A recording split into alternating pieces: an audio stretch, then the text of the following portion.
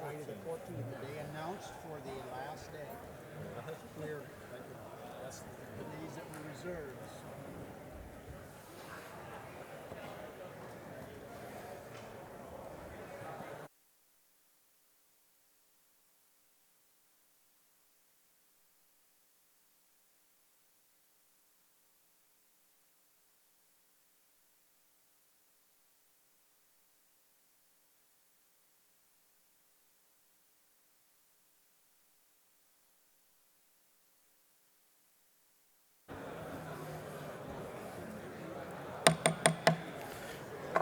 Good morning.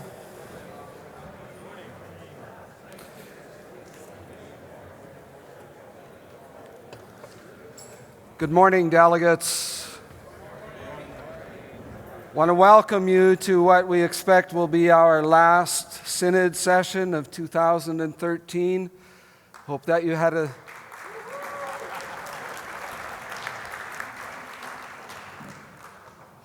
a good night's rest. And we're looking forward to wrapping up the work that we've done together. We're on the home stretch. We're going to start with an opening prayer and I think an opening song. Is there someone here? Yes, someone's going to lead us in worship this morning. Thank you. Thank you, Pete. Thank you, Mary. Yeah.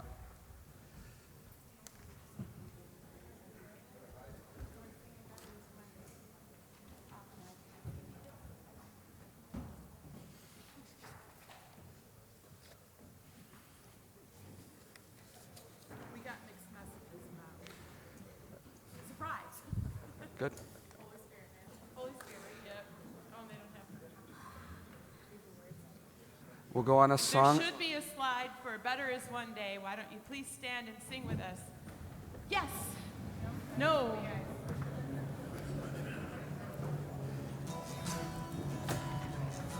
There we go.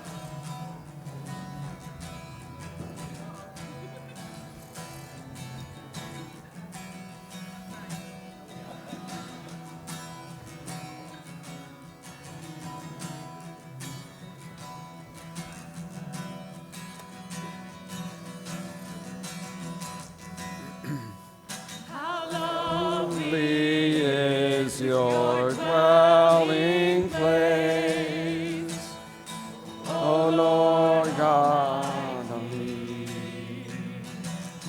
My soul longs and even faints for you.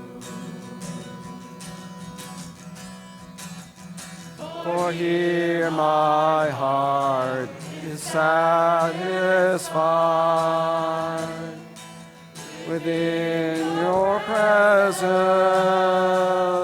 I sing beneath the shadow of your wings. Better is one day in your courts. Better is one day in your house. Better is one day in your courts than thousands elsewhere. Better is one day in your courts. Better is one day in your house. Better is one day in your courts than thousands elsewhere.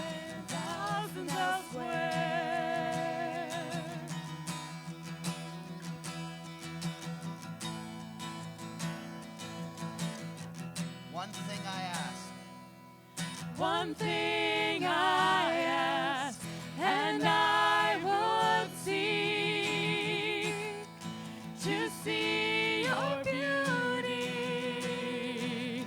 to find you in the place your glory dwells. Let's sing that again. One thing I ask, and I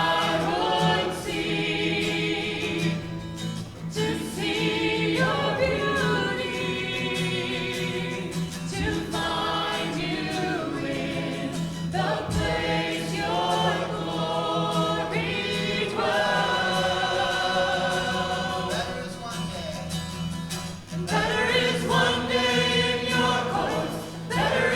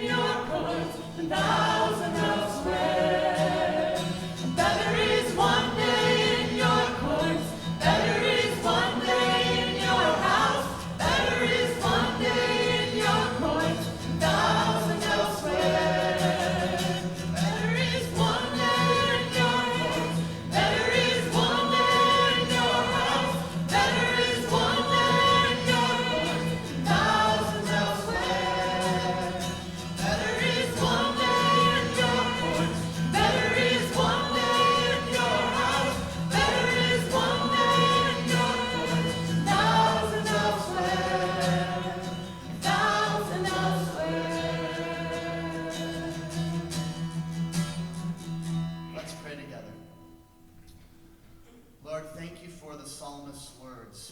It is indeed better is one day in your courts than 1,000 elsewhere. It is better to be a doorkeeper in the house of the Lord.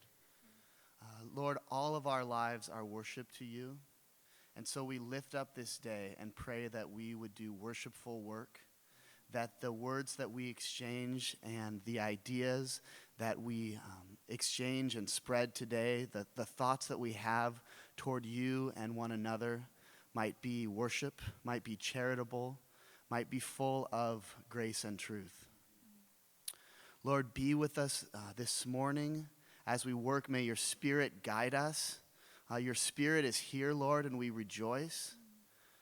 Holy Spirit, be with us. Protect us as we go from this place. Give us a new level of enthusiasm and hope for where you're leading us, Lord. And may we hear your voice today and always. In Jesus' name, amen.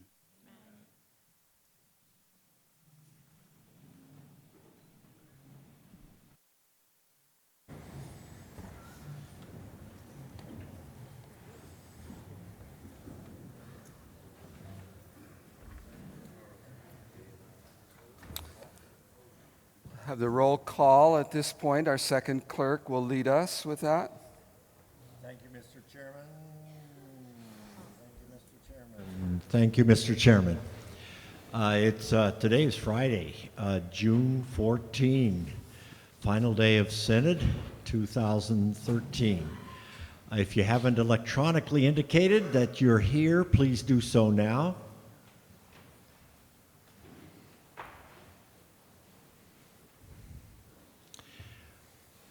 Mr. Chairman, this is my 10th Synod, and I think this is the first one where we actually went to the final announced day.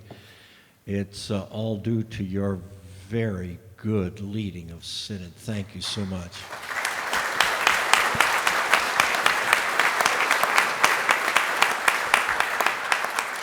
Thank you. I was going to apologize because I thought you were going to say we were expecting to finish earlier, and I took you that far. But thank you so much. Let's talk just for a moment about what we're going to do this morning. We have a few announcements, some wrap-up type of activities that are essential before we can go home with due closure. So we're going to take care of some of those activities. In terms of the regular business of Synod, there are a couple of items. There's an officers, functionaries sheet that is available, and we need to just peruse that and make sure that that's accurate. And then we need to approve the mandate and the composition of the 3 study committees or task forces that have been approved. Those are in conjunction with advisory committees 3, 7, and 8. So that will be our essential business. Then there are some formalities and some wrap-up things. And best of all, we began with worship, and we're going to end with worship, praising our God together. Some of you already have the suitcase in the car, and you're ready to go. Others have a little more leisurely time in between. But we're going to move through this at a good rate, a good pace, and then whether you're in a hurry to get on the way or whether you just want to relax and fellowship with others, you have the opportunity to do that. So the first item that we'd like to turn to is a housekeeping matter, but it's with regard to those who will be present for meals. And so the executive director will help us with that. If you could all take a moment right now to go to the Post-Synod site and click on the meal count link. You should then be at a list of this noon, this evening, and tomorrow morning breakfast. And it will be important for all of you to check yes or no to each of those 3.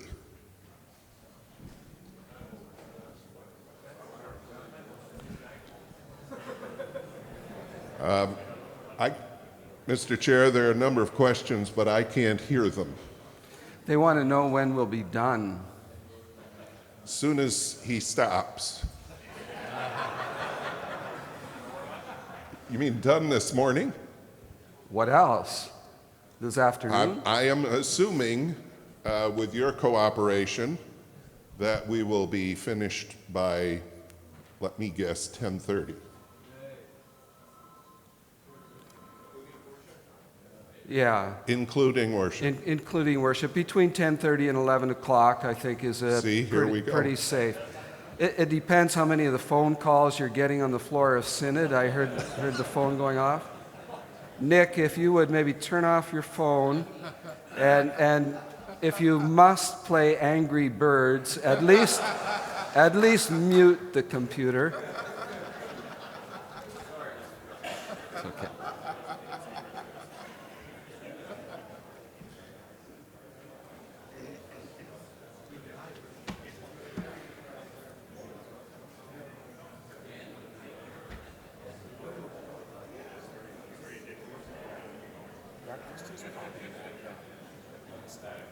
Mine's not coming up at all.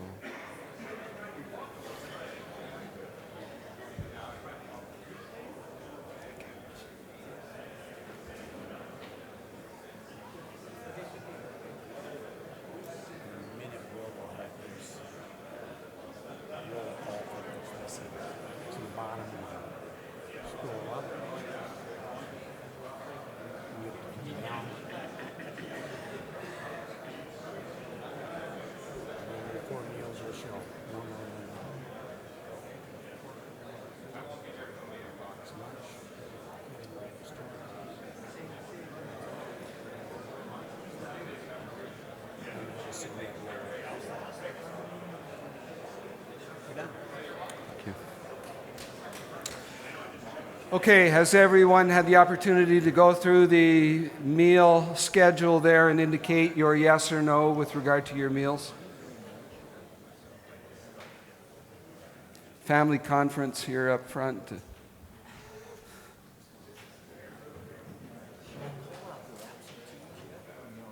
No. Okay, we're going to carry on. And I'd like to call your attention to the document that is available with regard to officers, functionaries, convening church for Synod 2014. That's the first part. The second part is a check of synodical deputies, followed by denominational boards, etc. And we'll ask Reverend Joel Boot, our executive director, to walk us through that. Caught me off guard. That is also posted on the resources page, and the idea is for you to be checking for your classes in each of those categories, and if you see anything that needs to be corrected or added, not to raise your hand and tell us, but to write it down and let Dee know. Okay, I understand that that's clear to all of you? No. Okay. I've got a printout, but if you go to your resource page, you can find it under resources. Number 6. Is the If you just look under the list, 6, boards and committees list 2013. Not advisory committee 6, it's just the 6th document down in the queue.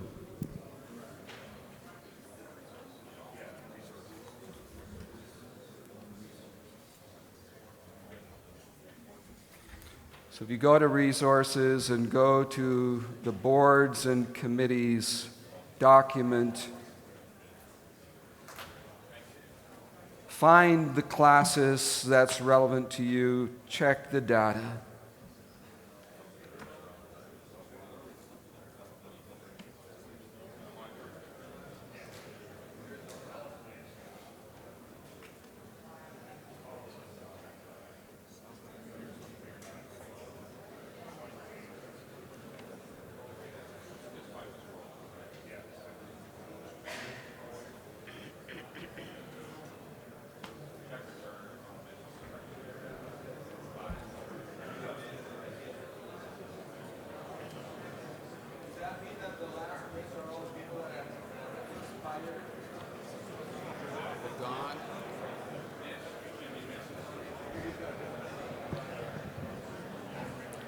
Mr. Speaker, Yes, Ken.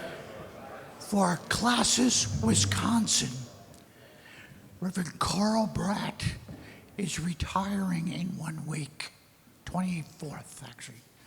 So his name should be, we have to replace him yet, but Okay. he will not be able to serve. The request is that in scrutinizing these lists, if there's something that comes to your attention that raises a flag, and you wonder, is this accurate, or is there an action that needs to be taken or something like that, please write it down, note the section that it's under, the classes, the person that's involved. Just make a note of it and hand it in to our administrative assistants, and it'll be taken care of. So we're not going to discuss these matters on the floor. It's just a matter of this is the efficient way for us to kind of vet this list and make sure that it's accurate.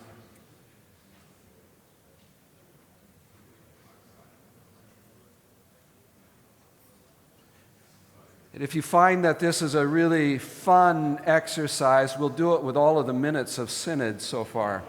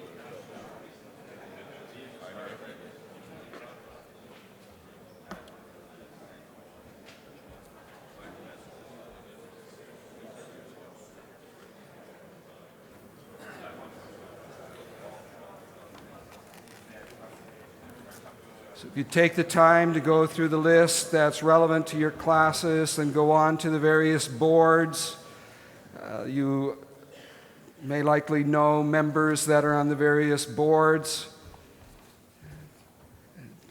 Check for accuracy on the boards, the denominational service committees, various task forces, study committees, etc.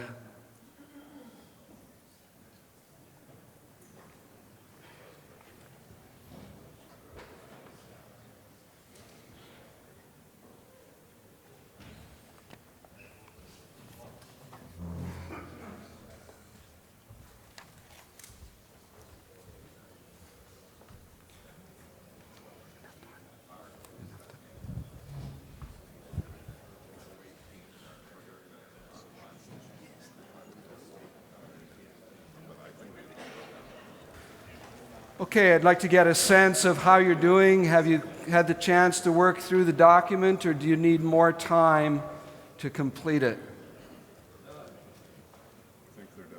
Show of hands, how many of you are done and ready to? Okay, looks like we're getting there. The very last item is 7. It's recommendation that Synod approve the list of the boards and committees. Would someone move that? It's moved and supported. All in favor, please say aye. Aye. Contrary, the same. It is carried. We're going to move on to the discussion of the mandates and composition of the study committees that have been established by this synod. We'll just do them in order: 3, 7, and 8. I'd like to invite the reporter for Advisory Committee 3 to come forward and introduce for us document 3C.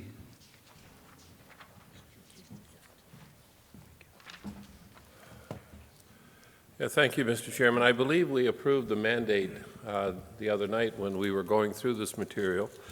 So what I have to give before you is that Synod approve or appoint the following diverse and qualified candidates to serve on the study committee in response to Overture 12 and 13. And then you see the list of names. So Mr. Joseph Bowman, Reverend Chow Chung, Ms. Jessica Driesinga. The little asterisk behind that is just a little note to ourselves of those people who have indicated already their willingness to serve.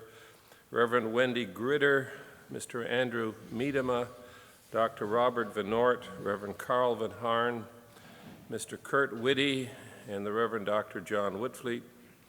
And then the alternates, Reverend Rolf Bauma, Miss Laura DeYoung, Pastor Randy Freeland, Miss Julia Smith, and Reverend Mary Stegink. I so move, Mr. Chair. He hadn't told me that he was, but oh yeah, he should have, and Joseph should have an asterisk behind his name because he has indicated his willingness to serve. He did that on the floor, and I forgot. Sorry, Joseph. Okay, I there's so the move, list Mr. of Chair. names. Please add an asterisk to the name of Mr. Joseph Bowman. And also, the officers have looked at this list and would like to alert you to the fact that Reverend Dr. John Whitfleet is faculty. It is protocol for each of these study committees to have a designated faculty member. And so you could put in parentheses, faculty at Reverend Dr. John Whitfleet's name. Is there support for this list? I heard support. Then we have speakers. Joseph, Chad, and Tony. Joseph Bowman, Classes Toronto. I don't believe that Wendy Gritter is reverend. She is licensed to exhort in Classes Toronto, but I do not believe she holds the title reverend. Okay, Last I knew. we can correct that. So it should be Mrs. I know she is married. Yeah, there is a Reverend Gritter, but I think this is helpful. Thank you, Joseph. Chad?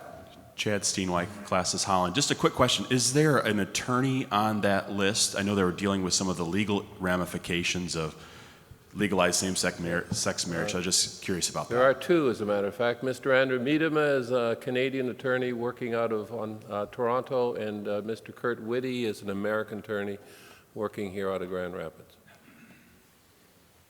Tony?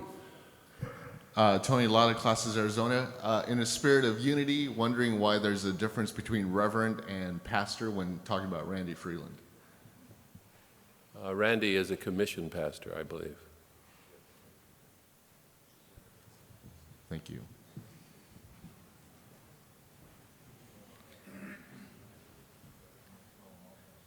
It's a distinction of office, but not of rank.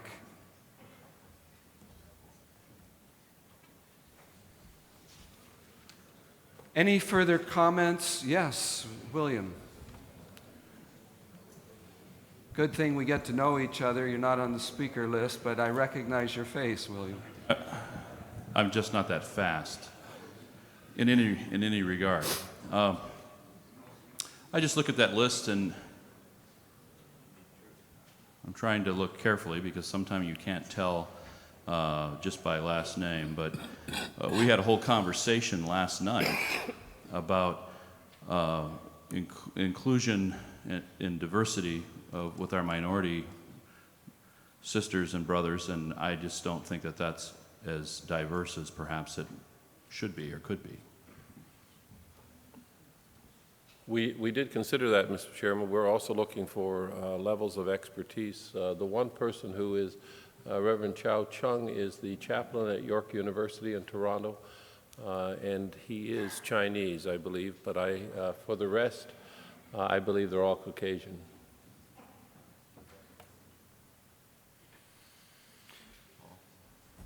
Paul, and then Stephen. Just a quick note that Shao is spelled S-H-I-A-O. Oh, sorry. Paul Verhoef, Classes Alberta, South Saskatchewan.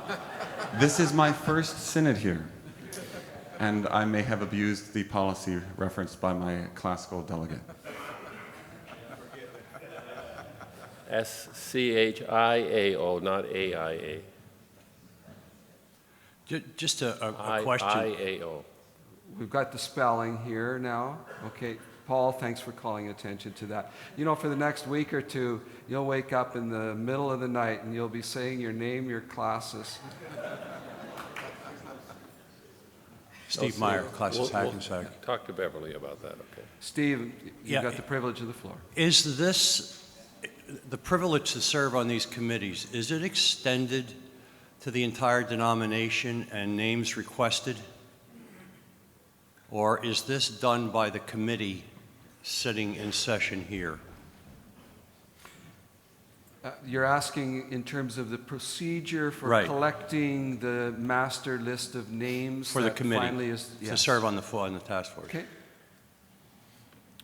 As far as I know, it's the committee's appointment of synod, and so we asked you to submit names, and we got many, many names, and we culled through them and decided that these people should be asked in terms of their expertise and knowledge and engagement with this matter. So we haven't opened it up to the whole denomination because that would take a considerable period of time. Well, it could be done in a month, but wouldn't that be a fairer way to go? To open such an important, because quite honestly, the direction that this report goes depends on who's on the committee. It's the mindset, the minds that you get on the committee. So I think the fairer way to do this would be to go to the churches and say, do you have qualified people you'd like to recommend for these committees and these task forces? Thanks. Mr. Chairman, we're governed by precedent, and the precedent has always been that, as far as I understand it, that Synod appoints the study committee that it approved in terms of establishment. Okay, well, we're going to address then the question of procedure and order. It is the precedent, it is also the rules of procedure that this is how it happens and that these names get ratified at Synod. If that's not agreeable to the body, there are a couple of things that can happen. Someone can go home and write an overture and suggest that with future committees, Synod has the option of doing an alternative way of collecting these names, etc. That is an option. And if you really feel strongly that this is not the process or the procedure, of course, Synod is allowed to decide how it's going to operate and how it's going to function. We're following proper procedure, protocol, and the rules of precedent. It would take actually a motion and a decision of Synod to operate in an exceptional way this time, should that be Synod's choice. Next speaker, John was on the list. John, you wanted to speak, and then David, and then Larry. John Quaker, Classes Heartland. Just a question. What's the makeup of the board as far as how many from Canada, how many from the United States, and how many are from states in the United States where gay marriage is now the law, and how many are from states that do not permit gay marriage? Thank you. I can't answer the question about states. I have no idea about that. I can tell you about nationality. Joseph is Canadian, Chow is Canadian, Wendy is Canadian, and Andrew is Canadian, and the balance are Americans. So there is a balance in the proposed committee. But what about states that have approved or not approved same-sex marriage? I really am not qualified to answer that. Dave? Thank you, Mr. Chairman. Bill, on the list was Andrew Miedema, and I think I heard you say he's an attorney in Toronto. That's right. I want to verify, is it Andrew or is it Adrian? I have a cousin who's Adrian Miedema, who's an attorney in Toronto. No, it's Andrew. It is Andrew? Okay, just checking. Thank you.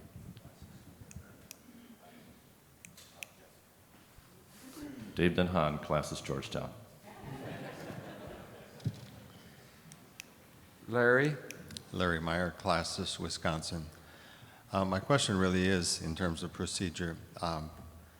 I don't know most of these. Most of us, I assume, don't. And it would be helpful for me to have the chair to go through. We've done it here and there. just to say, now, what was the rationale? Who is this person? So that when we vote and approve them, we have a sense, yes, it is balanced. Who is this? Why?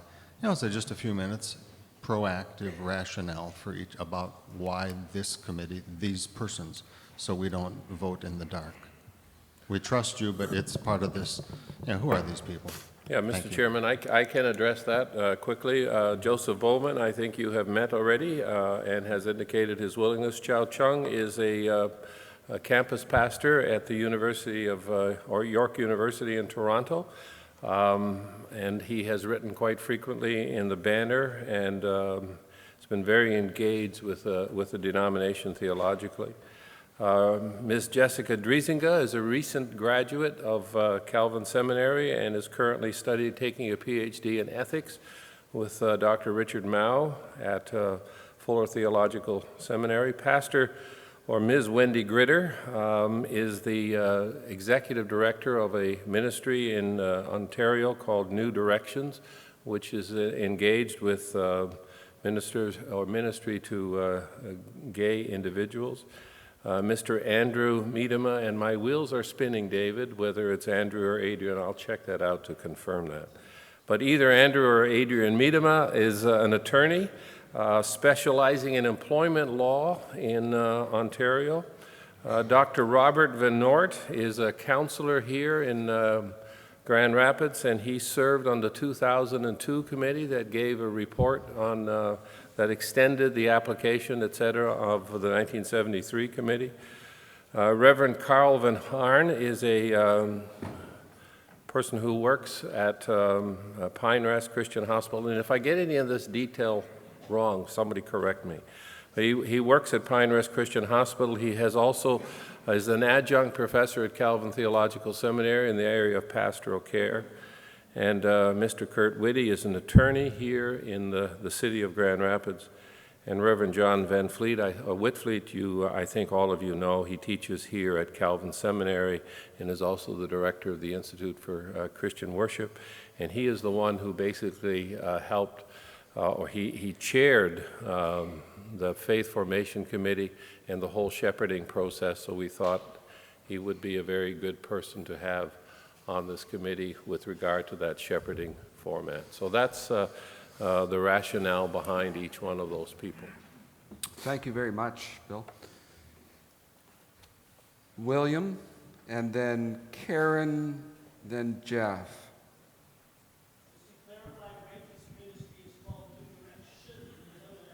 Okay, New Direction Ministry. You can look it up on a website if you want more information. Bill Wilton, Classis Columbia.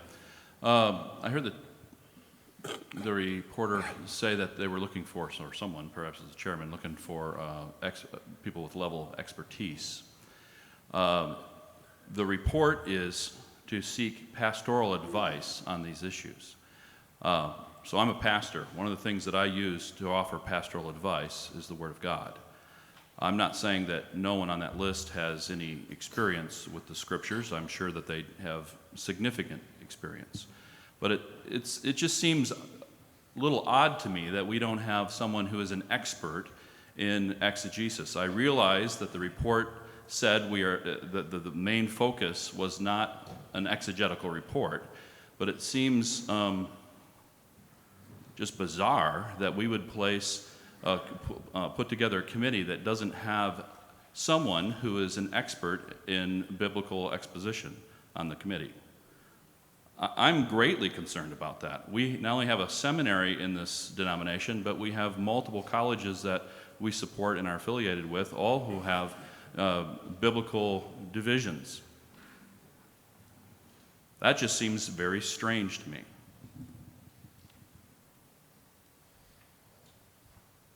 You want me to respond to that? We did talk about it. We talked to Dr. Deppie about that, and he said such people are certainly available to the committee at their request. I mean, this committee does not have to do all of its work on its own. They can bring in people who can provide them with the expertise that they need, and so that's this route that he thought we could well follow. So that's why we opted this way. There are some people on here who are good at working with the scriptures, and Pastor or Reverend Chow Chung for one, Reverend Carl Van Harn for another, Dr. Whitfleet for another. So I don't think that they are without their expertise. They may not bring the same level of expertise, say, as a Jeffrey Wyma might, but he could always be consulted. Karen, Jeff, and Victor. Okay, the question has been called for. That's a request to end the speaker list. All in favor of ceasing debate, say aye. Aye. Contrary, the same. That is carried. We have a list of about 8 or 9 speakers that we will honor. If you would speak briefly, please. Jeff, Victor, and David. Jeff passes. Victor?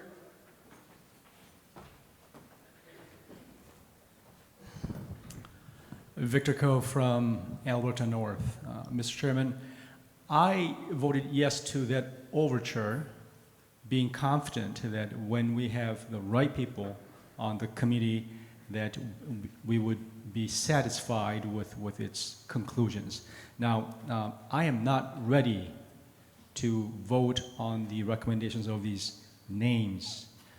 And I don't mean to reiterate what Bill said, but it is very important to us, and I think I would speak for many on the floor, that we do include faculty members whose expertise we must covet, like New Testament, Old Testament, and/or, but also pastoral care. I am not ready to make a vote on this committee yet. So one last question is, procedurally, how would one go about asking that more names be added to the list? Thank you. Joel. Procedurally, how do you go about asking for more names to be added to the list? Or would you have to vote this down? Would you vote an amendment to add a name? Would you just ask for names from the floor at this point? I think Victor's asking procedurally, and I've just hypothetically given a few scenarios. What's proper procedure with regard to this list? Names were already requested from the floor. Names were already submitted from the floor. Following the decision of Synod, I don't know how you could add names. This is a synodically appointed group. I suppose the group could ask others to join with it as consultants. It does seem to me at this point, however, that the whole question is moot because we have ceased debate. So the motion cannot be changed. Mr. Chairman, given the significance of this topic and the breadth and the depth of its implications, I appeal to the chair to do something about this, please. Thank you. Victor, I appreciate your expression of trust in the ability of the chair to do something about your concern, but there's only so much that a chair can do. To tell you the truth, there are at this point 2 options and no more than 2. After we've heard all of the comments that are made by the people who are in queue, we will vote. And at that point, there are 2 options. You vote yes or no to approve this list. And if the majority votes yes, this is the list. If the majority votes no, in essence, that means this list is recommitted to the advisory committee for further evaluation and discussion. That's how I would interpret a no vote. So basically, it's a vote of confidence or non-confidence in the list that's being presented here.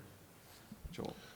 Mr. Chair, Victor mentioned 2 categories, theological or biblical expertise and pastoral care. It is certainly a possibility and very permissible for this committee, once formed, to consult with, and I would expect them to consult with, biblical and theological experts who may or may not be members of the committee. And when it comes to pastoral care, one of the things that Bill Veenstra did not mention in introducing the group, Carl Van Harn is employed by Pine Rest, but he is the director of the pastoral care division there and teaches it. Okay, we're going to move on to the next speakers in order: David, Jose, and Tom. Mr. Chairman, I'm David Prince from Classis Iacota, and while I acknowledge the qualities of the list as presented, there is no pastor on the list currently serving in the church for whom this committee is to provide pastoral advice to. So I believe that we need a currently serving pastor on this committee. Thank you. Jose Reyes. Jose Reyes, Classis, Arizona. I'm willing to vote in favor of the panel as it is, but what I would suggest is that at the appropriate time that the different ethnic groups should be consulted. I know that in the area where I live in El Paso, we live across from Juarez, and there is a very large population of folks that are in this situation that do need pastoral care. I know that folks in Miami have the same situation. Southern California has the same. So I would just beg and implore that when the time comes that you do the consultation with those folks that are on the ground that are addressing these issues, that are trying to do it also pastorally right now. Thank you. Okay, let me make a comment here. It's not my role to try to direct Synod in one way or another, but I hear a number of comments that are coming that are of a similar vein, and they go along the direction of an encouragement that this committee would seek the expert advice of others, such as people having expertise in certain areas and also ethnic background, etc. We're going to vote on the motion as it stands. If there is a member, a delegate at Synod who feels strongly that you would want Synod's voice to be heard in terms of the comments that have been made here in that direction, you would be free to draft a motion from the floor that would be a secondary motion afterwards that would simply say something along that line, that Synod would encourage this committee to also appeal to, et cetera, et cetera. We are going to continue to go through this. We've heard that suggestion. If somebody wants to make a motion from the floor, you can type that up and submit it. But we're going to go to the next speakers. Tom Dreyer, and from Classis Rocky Mountain. Mr. Chairman, if we were to vote this down, would it be in order to have a motion come to the floor saying, by way of exception, we would appoint the officers of this Synod and the Executive Committee of the BOT to name that committee within a month? I will rule that such a motion would be in order. If this is voted down, we will have to decide as a Synod how we're going to proceed. One option would be to refer it back to the advisory committee. Another option would be something along the line of what you have suggested. We would have to be creative in terms of finding a solution. Corey? Ildefonso? Joseph? Passed. That brings us to the end of our speaker list. I'm going to ask you to vote on the recommendation that is before us, number 2, that Synod appoint the following, etc. All in favor? Just a second. You want to vote electronically? That's quite all right with me. Yeah. Everybody exit your Angry Bird screens and go to the...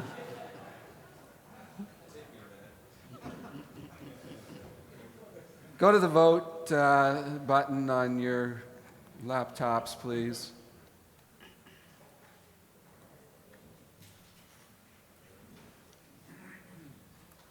If you're in favor of this recommendation, recommendation 2 from Advisory Committee 3C, press yes.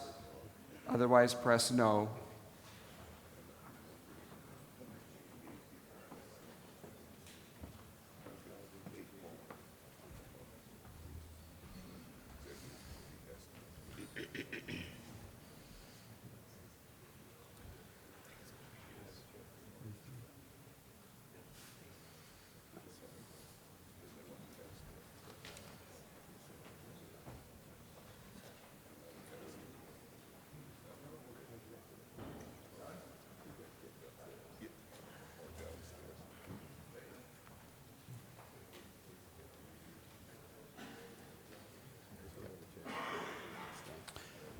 Results of the vote are in: 119 yes, 51 no, 4 abstentions.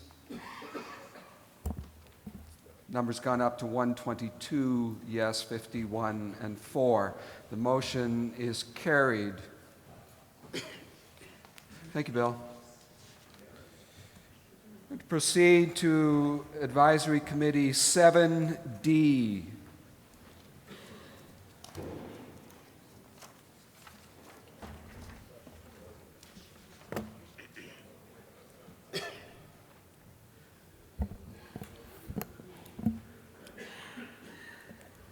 So this is Advisory Committee 7D, response to Overture 9 to appoint a study committee to equip our church in regard to the related issues of religious persecution and religious liberty. We already approved forming such a committee, but as our illustrious executive director hinted that evening, we would still have to adopt an official mandate. And so recommendation number 1 is that Synod adopt the following mandate for the committee to study religious persecution and religious liberty. The committee shall A, provide a reformed framework that establishes a biblical and theological grounding for religious liberty and the injustice of religious persecution, and B, propose individual and group action which empowers the church in our increasingly secularized North American setting to walk alongside and intercede on behalf of those who are subject to religious persecution or denied religious liberty at home or abroad, and C, report on their progress to Synod 2015 and provide the completed study to Synod 2016. And there's a note, since we had been in conversation with them, it's a little bit outside of their mandate, but the note is that this study may be referred to the Ecumenical and Interfaith Relations Committee to promote dialogue among our Reformed brothers and sisters about religious liberty and religious persecution, encouraging them to develop similar individual and group action particular to their individual social and religious contexts. I so move. Recommendation has been moved and supported. It's open for discussion. First speaker, Sean Baker. Sean Baker, Classis Grand Rapids North. I've been a little uneasy about this study committee since we appointed it, and now seeing the mandate, it strikes me that I think a lot of this is fairly self-evident, theologically, biblically, and I wonder if we really need such a long timetable to complete this work, or if we couldn't shorten it considerably. Would you like to speak to that, or would you want?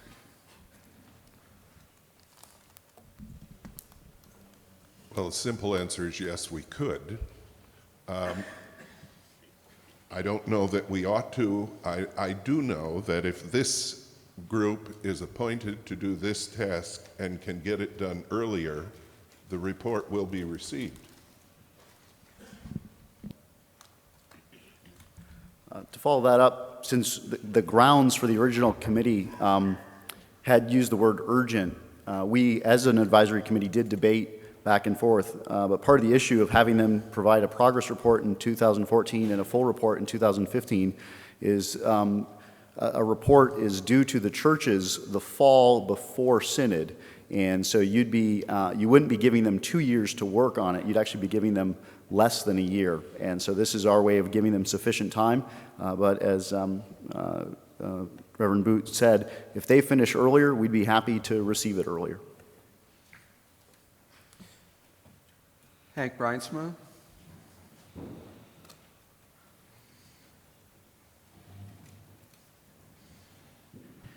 Hank Breinsma, Classes Toronto. I do believe that this committee needs all the time and should do a very thorough job with the mandate it's got to establish a biblical and theological grounding for religious liberty. This is an issue which the churches do need advice and help in. This is something that is coming down at us in many ways that are subtle and which we're not even always recognizing, and the church needs to address this and think through it very carefully. If you think very recently, the Roman Catholic Church has published some things signifying that they are actually the largest provider of social services in the world. And in their statements, they've always made the comment that they make these services available regardless of people's, whether people are Roman Catholic or not, regardless of their faith or economic situation. That very statement about the nature of the services they provide is now being used in a number of countries in the Western world to say they should not qualify as providing a religious service. Religious services are being defined only if they provide them inwardly to their own people. And so these issues are coming at us from all over, and they need a careful look.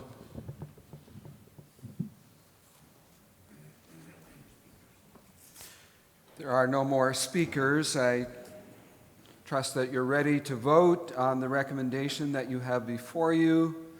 All in favor say aye. Aye. Contrary, the same.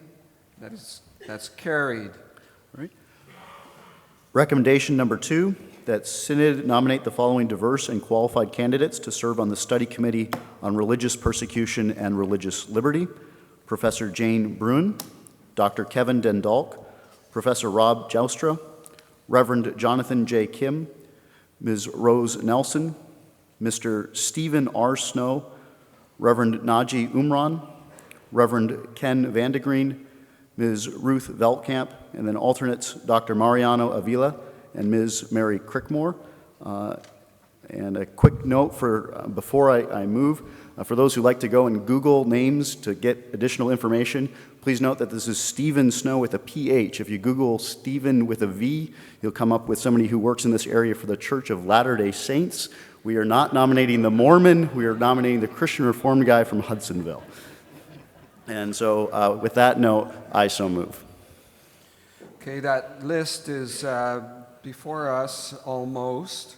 The officers have also reviewed this list and would like to suggest one additional name, and that's the name of Dr. James Payton, and then as faculty advisor.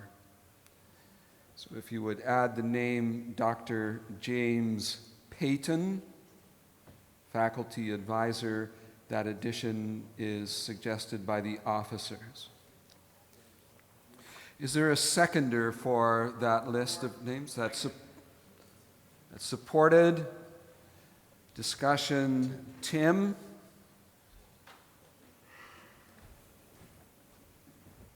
Tim Bossenbrook, Class of Chicago South. I'd like to propose that we add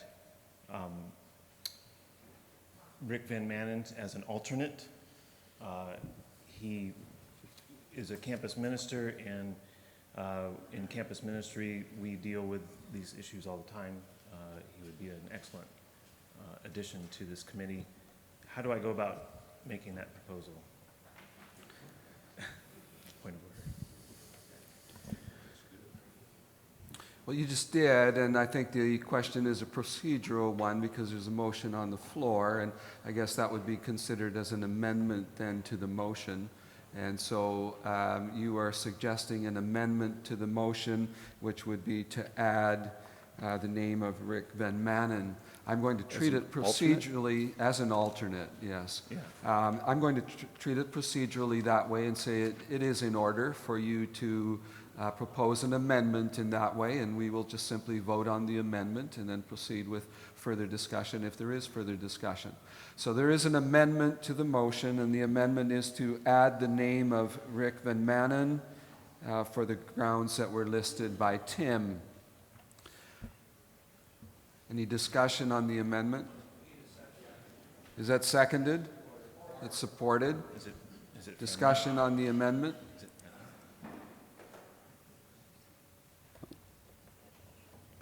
not particular to this name, but I guess one of the things that I would say is in the rules for synodical procedure, it does say that we're not supposed to have nominations come from the floor. That's why we give the opportunity for people to submit names for several days in advance. I guess I don't object to this particular name or this particular amendment. I just don't want it to open up that after this, multiple more names would be coming in such a fashion. Yes. Jeff Boltice, Classis, Ileana. That was the point of order that I was going to bring up, because that was precisely why we couldn't take names on the previous study committee. Well, yes and no. The reason we didn't allow the option of names in the previous study committee was because there had been a motion to cease debate, and so in that sense that changed it. But Well, had there been speaker queues who were bringing names, then potentially there could have been, but I mean, it's a point of synodical rules. okay.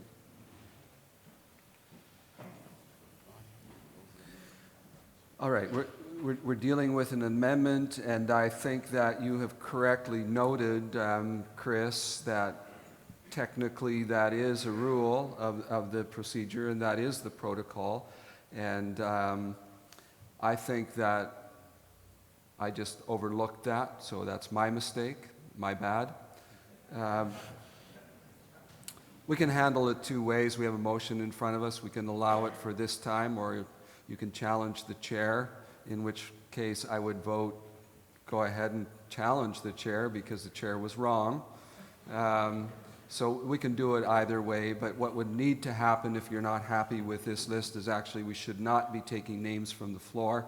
We should be then voting the list down the way we were going to the other time. Can I offer a third option? On behalf of the committee, can we simply accept it as a friendly amendment? That would be wonderful. I would find that friendly. All right. All right. Then I'll do so. Okay. So the committee is accepting the name of Rick Van Manen as an alternate, and that then is added to the list. And that gets me out of the awkward position of having ruled improperly by the church order or rules of procedure. Point of order, Mr. Chairman. Yes. Calvin.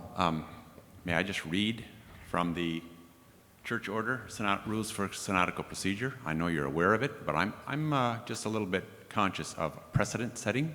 Okay. It says under D of the advisory committee, it says rules for appointments to boards and committees. All study committees shall be appointed by Synod from a nomination made by the advisory committee which drafted the mandate with the advice of the officers of Synod. Delegates to Synod will be given opportunities to suggest nominees to the advisory committee, but no new nominees will be accepted from the floor when a committee is recommended. The reporter of the advisory committee shall present the nominations on the floor of Synod. Maybe an easier way to do this is simply for you to admit that you made a mistake and ask for the grace of Synod to forgive you, and then we're done with it. I mean, otherwise I am conscious of precedent setting here. I mean, that's the reason I with this objection. Calvin Davies from Classis Chatham. Calvin, I think that's a brilliant idea. That's why I did it 2 minutes ago. I recognized I was wrong in the ruling, and I suggested that I was wrong, and what ended up happening was that the reporter of the advisory committee took that name as a friendly amendment, and the advisory committee is bringing it forward.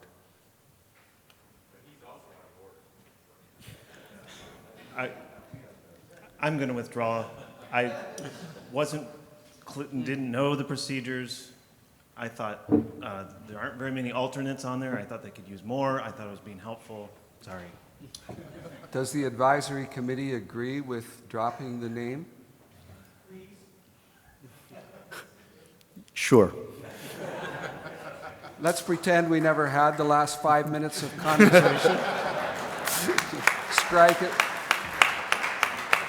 Strike it from the record. We are back to the list as it was, and there are 3 speakers on the list: Jose Reyes, Larry, and Phil. And Larry. Phil? Larry. Larry is on still. Larry? Larry Meyer, Classis, Wisconsin. Again, I was on the committee, and I would ask our chair to explain the rationale and the balance, and who are these people again. I think that would be helpful for the body. And it does strike to me, sir, that there is another option, and that is that which you have already exercised, and whether we would need to take a pause or not, for the officers of Synod to again suggest a name as an alternate from you. And so how you would wish to do that is up to you, but that has already been happening. Thank you, sir. Thanks, Larry. Phil?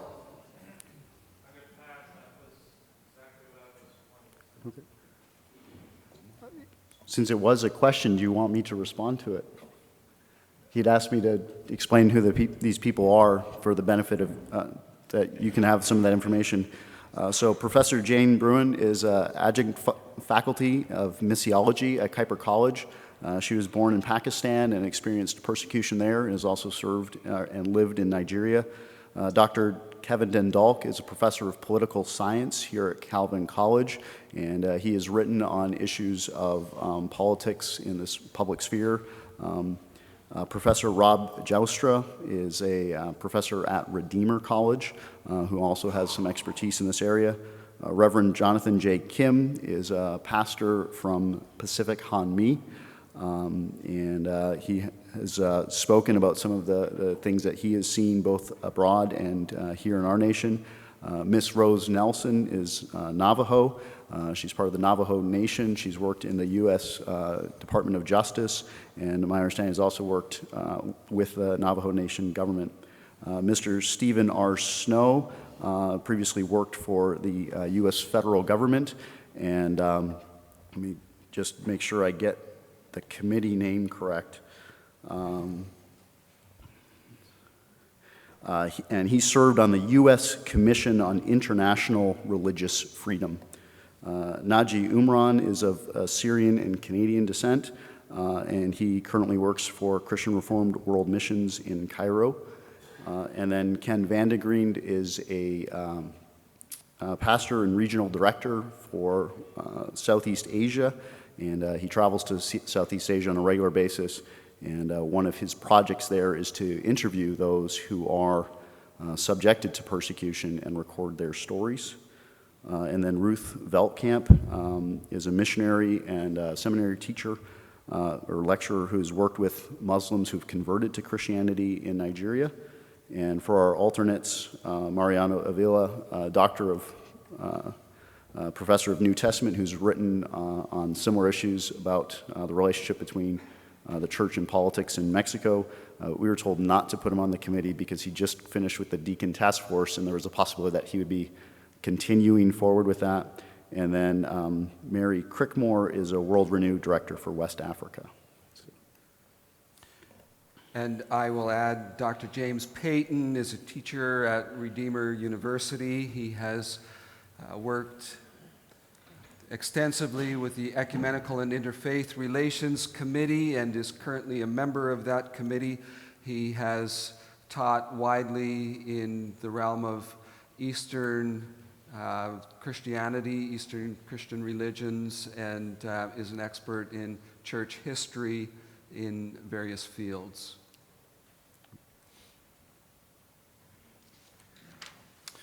Okay. I see no further names on the speaker queue. I judge you are ready to vote on the list of names that you have before you. All in favor say aye. Aye. Contrary, the same. That is carried. We'll go to Committee 8. 8C. Thank you, Mr. Chairman. I have a question with regards to the appeal that we dealt with. Was there a motion that we needed to entertain an open session of Synod in order that it be contained in the records? Because I don't remember that having been done, or is that something that is decided by? The minute for that has already been posted, I believe, and I am going to rule that the minute as posted is the public demonstration of what happened in that session. Okay. Then I'll proceed with 8C. Recommendations are gleaned out of the report that you have, and those would be our mandate. There's nothing new in that material other than the fact that we just made it our mandate. I would so move recommendation 1 under B. Recommendation 1 in 8C has been moved and supported. It's open for your discussion.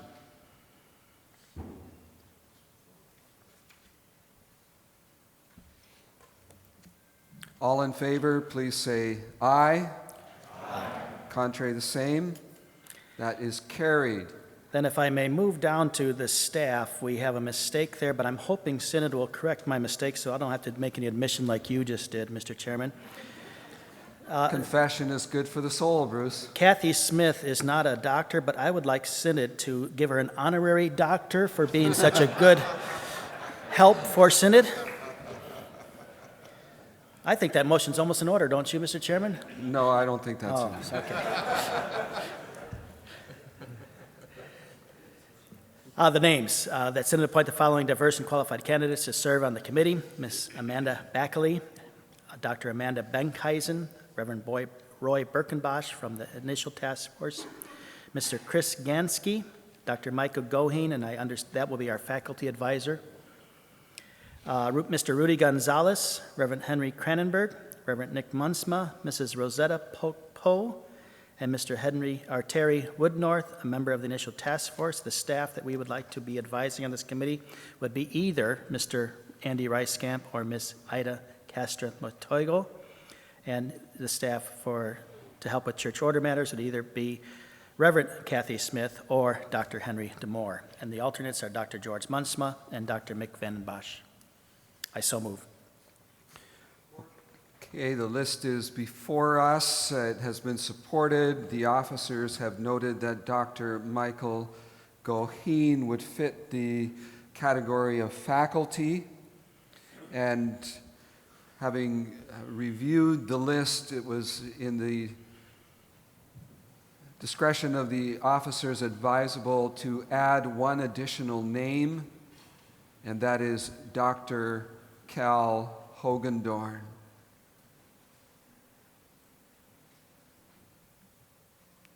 So if you would add those notes behind Dr. Michael Goheen's name, in parentheses, faculty, and add the name Dr. Cal Hogendorn.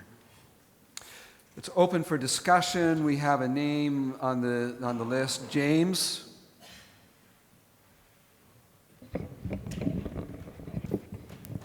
Jim Hedeyes, Classis Granville. I found it helpful to have kind of a reading of who these folks are and how they got on the committee. I wonder if we could do that as well. Start with that right up front. You knew that was coming, Bruce? I did, and I was hoping somebody was getting ready for coffee or something like that. Miss Amanda Backley served on our committee as a delegate here to Synod as a candidate for the ministry. I think she's from Lansing. Amanda, where are you? Right there you are. Oh, she's our Canadian token on the committee.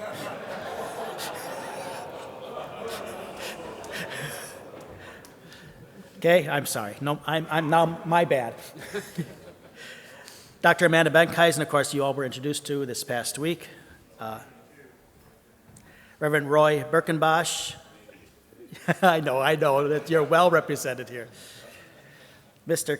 Chris Gansky is a commissioned pastor, and I can't say more about him. I just know that his name was suggested to our committee, and we took that. But we felt that he would give us an elder representation on the committee. That's what we were looking for when we chose him. Dr. Michael Goheen, of course, you know, is a faculty advisor from Calvin Seminary. Mr. Rudy Gonzalez is a part-time, works for race relations in Southern California, and is also helps out as a commissioned pastor as well, and helps out with a lot of development in amongst the Hispanic community there, in leadership development with them as well. Reverend Henry Cranenberg, you may have not met, but is a pastor from Ontario, was on our advisory committee and served us very well on there, and just brings a pastor's heart. Reverend Nick Munsma is a pastor from, I know he's here too, right there at that table there. And where are you from anyway? East Palmyra, New York. Okay. Mrs. Rosetta Poe was suggested to us by Sheila Holmes, and she just served the Home Missions Board. She comes from a very, very good place to be from, Chicago, and goes to Loop Church there. And okay. So she works. Works on campuses in the South Side, or not South Side. Well, yeah, they both would be South Side. That I heard. Yep. And then Mr. Terry Woodnorth, of course, is a member of the Initial Task Force. The rest are named Dr. George Munsma, former professor emeritated professor of economics here at Calvin College, and does a lot of things with development. And Dr. Mick Vandenbosch is from Iowa, an eye doctor, and has been a delegate to Synod at least several times, and just would bring an elder perspective to that as an alternate. Those are the names.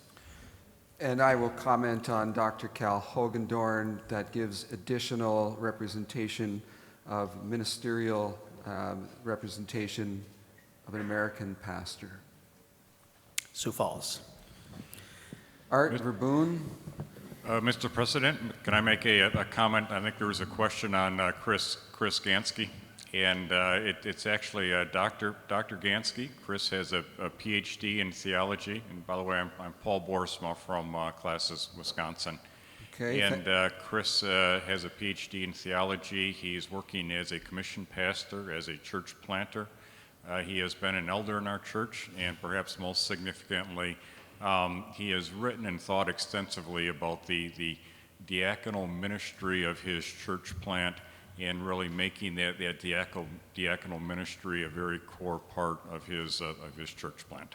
We did a good job then, didn't we? Thank you very much. So we've taken doctoral status away from Kathy and granted it to Chris. Art Verboon from Alberta North. Just a question of curiosity. I've noticed that we, the delegates, are not allowed to add names to the list, but how is it that the officers can do that? It's in the rules. It's in the rules? Yes. Well, that was my question. Yeah. It's in the rules? That's the rules. Okay. Why didn't they pass it by the committee first and then for committee to look at? Because they were busy. I mean, I can honestly say that. They were busy, and three committees were going on at the same time, so I can definitely understand how that could happen. I'm just curious. Yeah. Go ahead, Joe.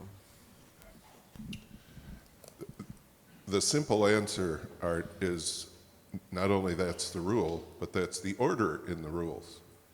The committee meets to draft a list and submits it to the officers who can alter or augment it.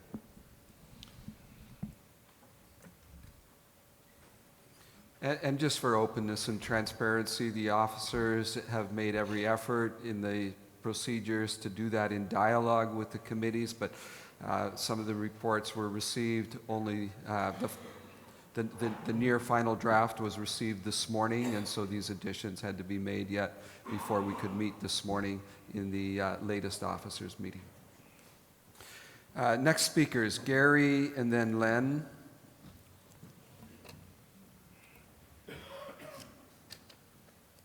Gary Brower, Central Plains. I may have missed it, but I didn't hear the name of anyone actually serving as a deacon who's in the office of deacon right now. I heard names of people who have written about the office of deacon and perspectives from elders and perspectives from commissioned pastors and ordained ministers, but not anyone actually in the office of deacon. I'm going to give a yes and no, good Reformed answer to that. Mr. Rudy Gonzalez, even though a commissioned pastor, has worked extensively with deacons, not just extensively, but has worked often with deacons. And then you just heard that's why Mr. Chris Gansky, or Dr. Chris Gansky, was also mentioned as well. So, and it's also because the task force in the past did the majority work on deacons. That work is not needed as much now as the other work. Okay, thank you. Len and then Calvin. Len Bakelar, Classes Huron. I had hoped there would be a name there from Diaconal Ministries Canada, but we cannot add names, but I trust that the committee will look for their expertise in this area. Calvin.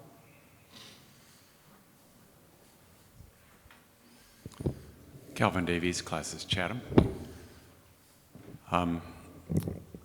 The list that we have had for all three advisory committees has been notable, I think, and we do extend our congratulations to all the committees who worked on that. I'm actually from Committee 7, who you voted earlier on our list.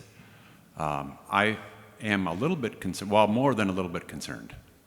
The first list that we voted on, 25% of the people on the list were women.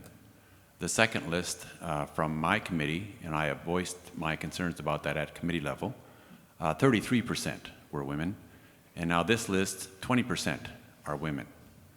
I'm sure Amanda, knowing her, and I don't know Miss Rosetta Pugh, but I'm sure they will give a good account of themselves.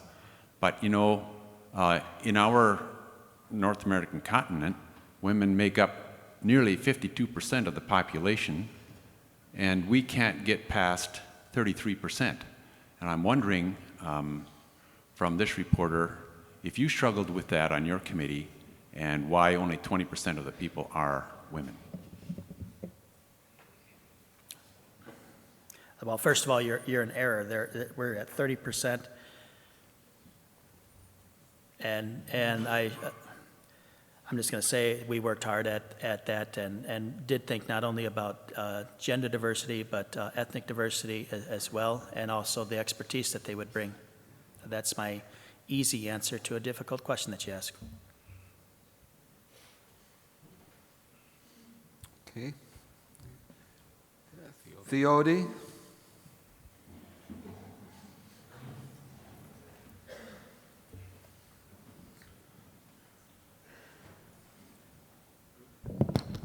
Theodi Corton, Classis Toronto. I would just like to respond to the last speaker on his comment that 50% of North American population are women, and the composition of the committee is not approaching even past 30%. My comment is, this is again another sign that we have to be open for women in office. Okay, there are no further speakers. All in favor of the motion say aye. Aye. Contrary, the same. That is carried. Mr. Chairman, may I just say, and I think I speak for all three of our committees, we thank Synod for the excellent names that we were given for these committees, and the fact that we had, I know, at least 30, if not more, names to wade through. All excellent names, all excellent candidates, and I just want to thank Synod for their help. Okay, before we move on from here, at one point we had indicated that if there was a desire to add an additional motion reflecting the nature of the discussion and conversation pertaining to Advisory Committee 3C's list of names, we would rule that to be in order. Since that time, there have been two motions that have come in from the floor, and I'm going to invite you to see those. I believe that they can be put up on the screen, and then we will determine what to do with that. Also want to call your attention to the fact that the reporter of the advisory committee has checked the name, and it is indeed Adrian Miedema, not Andrew Miedema. Staff has been informed, so that correction has been made, and thank you. So there are two new motions from the floor. They won't come as a surprise because they reflect the nature of the conversation that we had fairly extensively with regard to those lists. The first one is from Henry Cranenberg, Classis Hamilton, and it says that Synod requests the committee to provide pastoral guidance re same-sex marriage, to consult extensively with pastors in Canada and the U.S. and with members of different ethnic minorities to both inform and provide feedback re the work of the committee. The grounds are the approved list of names does not include pastors active in congregations, the strong presence of ethnic minorities. This will promote engagement in the spirit of the shepherding model. If we could turn to the second one to read it. There's an additional new motion from the floor. It comes from Delegate William Wilton, classes Columbia. The recommendation is that Synod direct the Study Committee on Pastoral Advice concerning gay marriage to consult with individuals within our denomination who have a broader range of experience and expertise. That is, biblical, pastoral, ethnic diversity grounds. The current committee does not have the necessary racial diversity to represent the stated goals of the Synod and the CRCNA. There is not one Korean or Hispanic pastor on the current list. There's not one person who is currently serving as pastor as their main vocation. You'll recognize that those two motions are very similar. They have a very similar intent, but they have a few differences in nuance. I'm going to suggest that we're going to have a coffee break, and I'm going to ask that Bill and Henry, in reward for your diligence in making these motions, would get together during coffee break and work out a wording that's agreeable to the two of you that we can have before us when we return from coffee break, so that we can deal with one proposed motion from the floor rather than two. You meet up front here. And there is a speaker before we go for coffee, and that's Doug Fauble. And don't everybody get up and run. I'm going to just ask a question to the staff. Initially, we were expecting that this might not take as long as it would, and that we would be finished with our worship and so on at 11 o'clock. It looks like it might be a little bit later than 11 o'clock. Is it possible to revise the list of those who would like to stay for lunch? I suspect that the dinner and the rest of the meals won't change, but with regard to if people said, don't have lunch for me and now would like to change that, can that? And maybe the simplest way to do that is just a show of hands. I think that would make it very simple. This is going to go a little bit longer. I have every confidence we will be finished before lunch. We won't go after lunch, but it will be closer to lunch than what we had first expected. It may be 11:30, it may be somewhere in that area rather than 11 o'clock. Does that change your opinion for those who said no to lunch, that you would say, yes, I'll stay for lunch? If that applies to you, please raise your hand.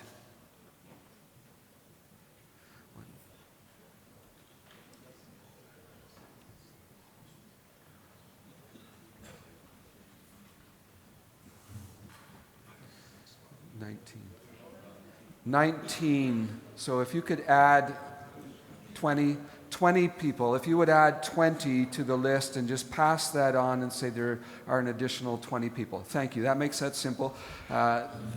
Doug? Thank you. Doug Fauble, Classis Granville, Chair of Committee 3. Just for information for the delegates regarding active pastor, whose name was projected, Mary Stegging is an active pastor at Ridgewood Christian Reformed Church in Ridgewood, New Jersey. Just for information, so that as the couple fellows get together, we may want to factor that in. So that the language does not reflect that there are not pastors. Right, yeah, Mary's in the alternate section, but she is an active pastor. And I too want to thank Synod for 42 plus names given to us as a committee to consider. And thank you very much, Mr. Chair. Okay, and thanks to all the delegates for your patience as we go through these lists. We spend a lot of time talking about these study committees and the establishment of the study committees, their mandates, and it is appropriate that we do our work carefully as we compose these study committees. So we're going to break for coffee. Please be back here at 10:15. Coffee location before you go. The coffee location is at the West Lobby on the first floor. West Lobby, first floor.